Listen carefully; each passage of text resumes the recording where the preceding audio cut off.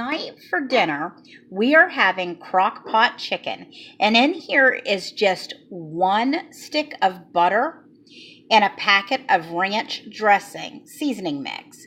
The broth all came from the chicken on its own. So if you're going to make this, don't add any water to it. Just the stick of butter, the packet of ranch, and put your chicken in there.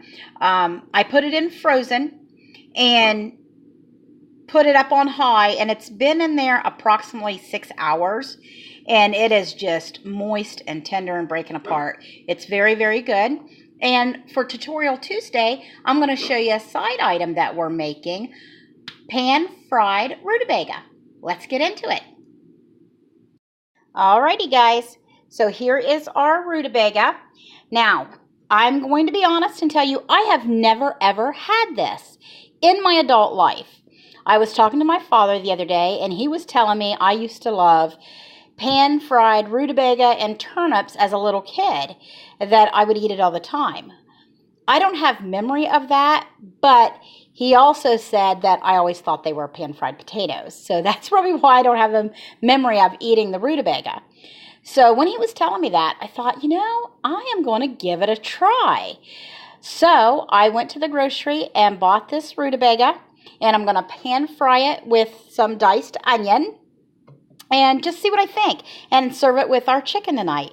So I, of course, got onto Pinterest to see what it had to say about how to prepare it.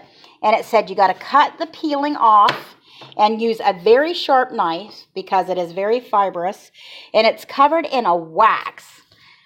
And you don't try to wash it off. And they're right, it is. It is almost like a jicama in texture here. So just cut the peeling right off there. Okay, so this is going to take me a while to process. So I'm going to go ahead and pause the camera, get it all cleaned up, and get back with you. Alrighty, I've got it peeled here. It didn't take as long as I thought. So, cut it in half.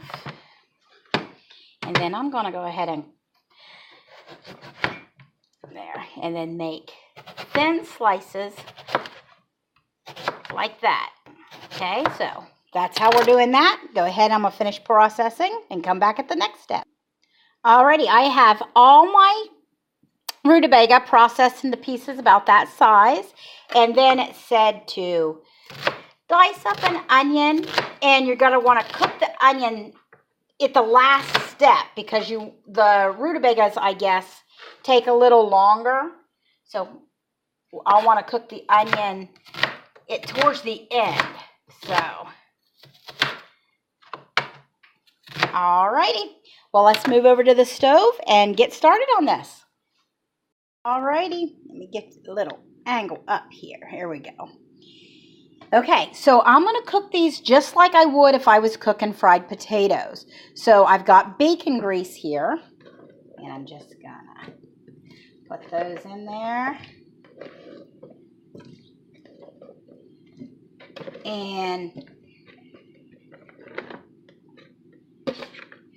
on the Pinterest page that I read, said put them in there, give them a toss, and then put on a lid.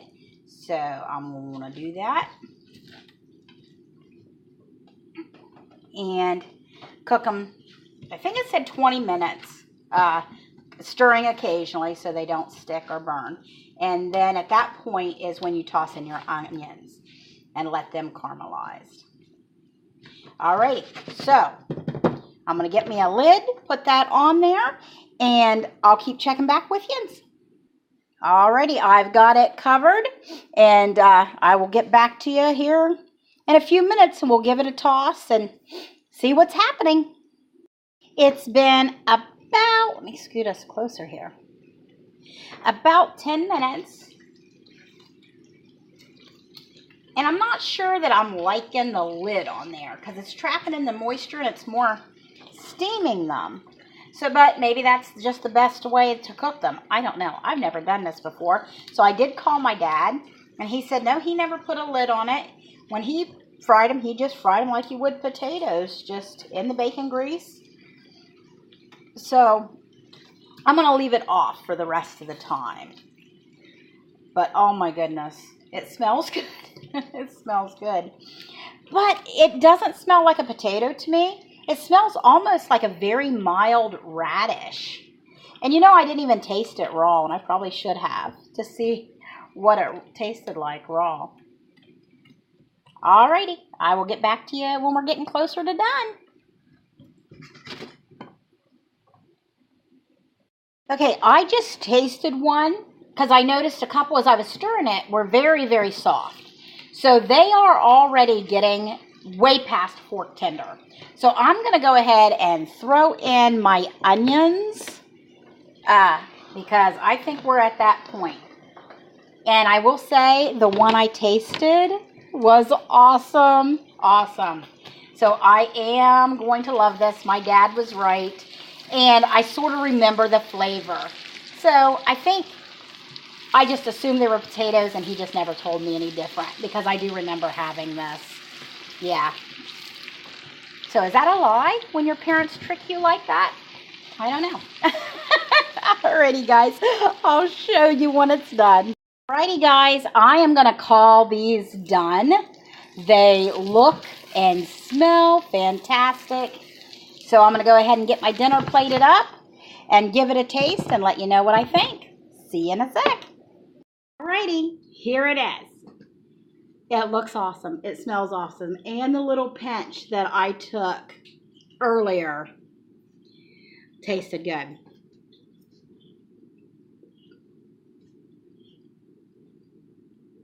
Oh yeah. I could eat these quite a bit. So 100 grams, I think it said 4 carbs, but 3 of those are fiber. So that's not bad. Not bad at all. And the chicken is very moist and very tender, just falling apart. And that's just 1 stick of butter and 1 packet of ranch dressing, and then just let it cook in the crock pot for about 5 hours on high. And it looks bland, but it's not. Very flavorful. Alrighty, guys. If you have tried Rudabaga, or if you're going to give it a try, let me know what you think. Talk to you guys later. Blessings.